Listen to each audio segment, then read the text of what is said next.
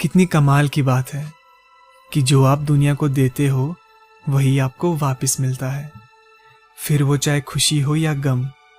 आज मैं आपको एक ऐसी कहानी सुनाने वाला हूँ जो आपको बिना किसी लालच के दूसरों की मदद करने के लिए प्रोत्साहित करेगी। ये कहानी एक किसान की है। वह किसान एक दिन आश्रम के दरवाजे पर दस्तक देता है। सन्यासी दरवाज़ा खोलता है और तभी वह किसान सन्यासी को अंगूर का गुच्छा देते हुए कहता है, मेरे खेत के ये अब तक के सबसे खूबसूरत और कमाल के अंगूर हैं और मैं ये कमाल के अंगूर तोहफे में आपको देने आया हूँ। सन्यासी मुस्कुराकर जवाब देता है, मैं अभी इसे मठ के गुरु के पास देकर आता हूँ।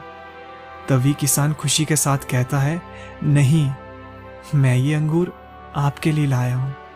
सन्यासी ये सुनकर थोड़ा हैरान हो जाते हैं क्योंकि उन्हें इस उत्तर की कोई अपेक्षा नहीं थी।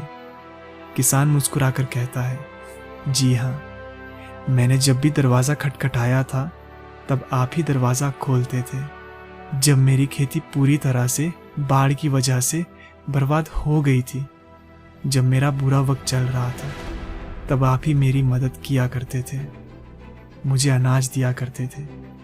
इसलिए मैं उपहार के रूप में ये आपके लिए लेकर आया हूँ। सन्यासी खुश होकर उस अंगूर के गुच्छे को स्वीकार करते हैं और काफ़ी देर तक उनकी खूबसूरती को निहारते हैं। वे सोचते हैं कि ये अंगूर के गुच्छे को देखकर गुरुजी काफ़ी खुश हो जाएंगे।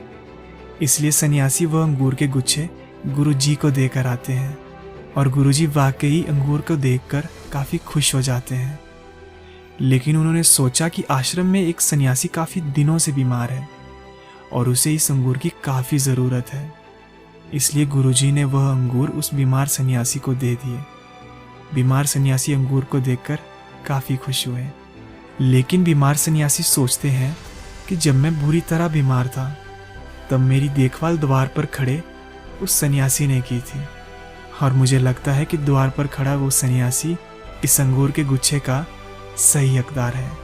इसलिए वह बीमार सन्यासी वह अंगूर के गुच्छे को द्वार पर खड़े उस सन्यासी को दे आता है। द्वार पर खड़ा सन्यासी ये देखकर बहुत खुश होता है और मन ही मन सोचता है कि जो तुम्हारी किस्मत में होता है वो तुम्हें मिलकर ही रहता है और अगर तुम्हारे कार्य अच्छे हो तो यकीनन तुम्हारी किस्मत भी लाजवाब होगी। दोस्तों, याद रखना, आज तुम जो भी कर रहे हो, अच्छा या बुरा, वो लौटकर तुम्हारे पास ही आएगा।